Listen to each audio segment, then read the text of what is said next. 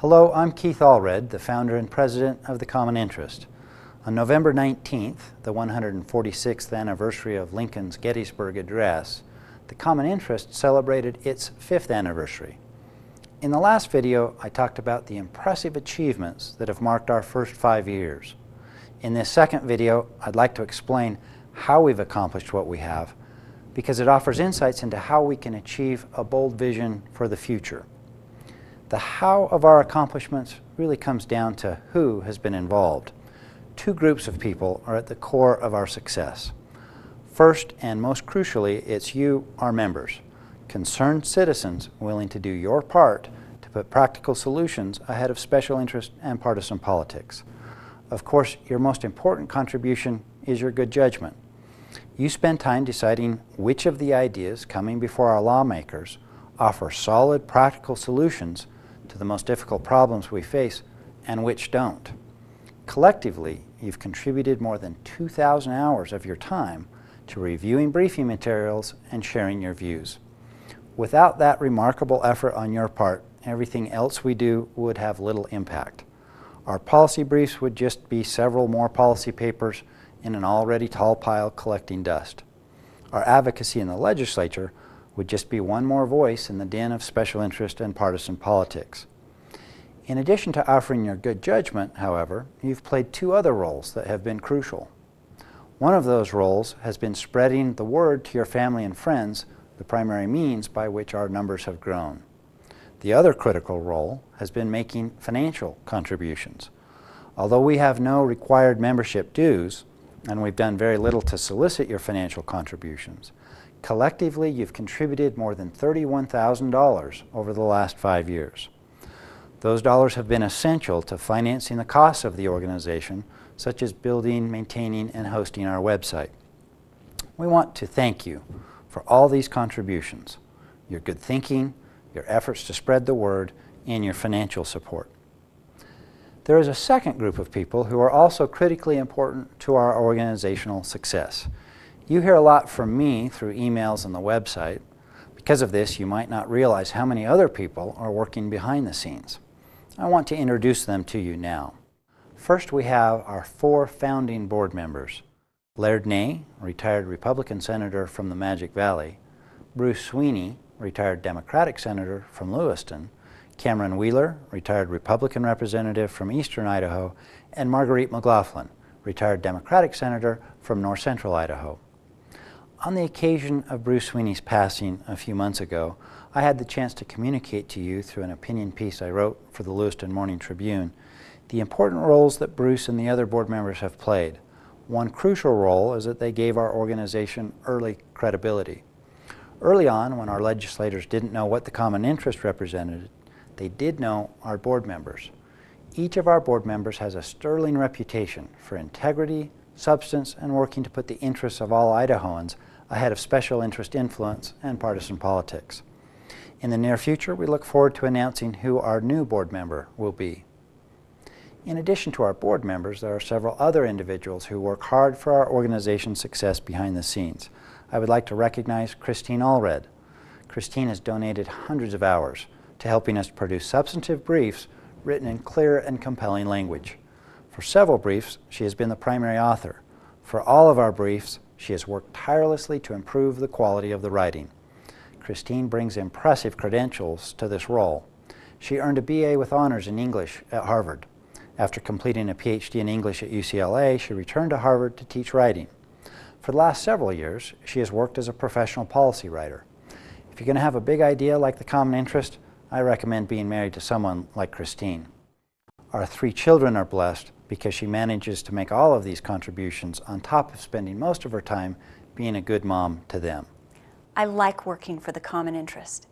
Most of the time I spend as a policy writer, I'm trying to craft the most convincing expression I can of experts' convictions. But that's not what I do for the Common Interest. When I write these briefs, I simply try to be as clear and even-handed with the facts and the analyses as I can. Then it's the members who do the thinking.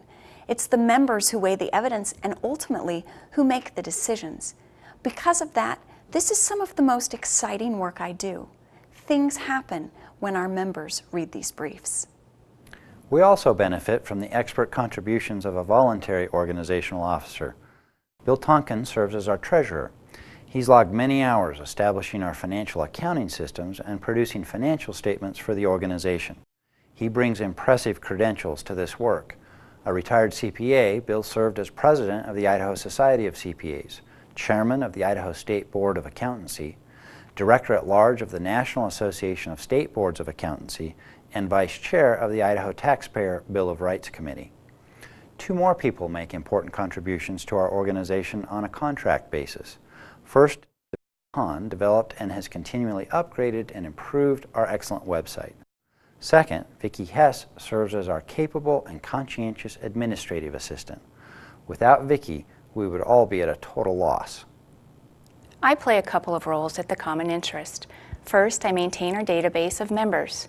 Many thanks to all of you who take the time to send us updated contact information, including new email addresses. Second, I'm the first line of help if you run into problems with our website or our emails. If I can be of help, please email me. I like to keep this organization running smoothly. It's worth it. Finally, I'd like to share with you something of my background and describe the roles I play at the Common Interest. My family first came to Idaho 5 generations ago at the turn of the century, and we're still here. After graduating from Twin Falls High School, I left the state and was gone for far longer than I anticipated. I left to get a BA in American History at Stanford. It was there that I really began to realize what a remarkable event the founding of our nation was. I was particularly struck by how carefully the founders thought about the problem of faction as they designed a popular government that would work. And I was struck by how vehemently they argued that in order to make this system work well, we needed to understand the sources of factionalism in human nature. I was so taken with these themes that I went to UCLA to get a PhD in organizational behavior and social psychology, specializing in conflict resolution. After that, I joined the faculty at Columbia, and several years later at Harvard's Kennedy School of Government. Fortunately, I'd grown up in Twin Falls, the economic, political, and intellectual capital of the Magic Valley, so living in all these big metropolitan areas was no big deal. After 20 years of being away, Christine and I found an opportunity to move back. We wanted to raise our children in Idaho, and I wanted to focus less time on talking and writing about managing conflict productively and more time actually doing it.